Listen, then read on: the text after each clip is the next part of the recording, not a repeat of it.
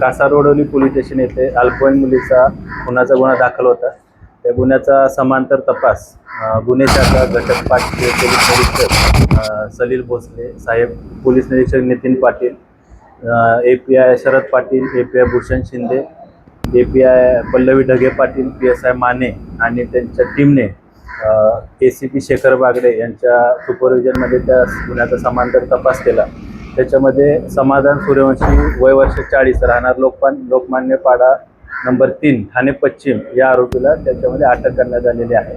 या आरोपीचा मान्य न्यायालयाने 17 जुलैपर्यंत पोलीस कोठडी रिमांड दिलेला आहे. प्राथमिक तपासामध्ये आरोपीनं अल्पवयीन मुलीची ओढणीने गळा दाबून हत्या केल्याचे निष्पन्न झालेलं आहे. परंतु त्यामागचं कारण या रिमांडमध्ये जो काय तपास होईल त्याच्यामध्ये निष्पन्न होईल नक्की काय कारण होतं किंवा काय त्यांचा वादविवाद झाला का किंवा काय इतर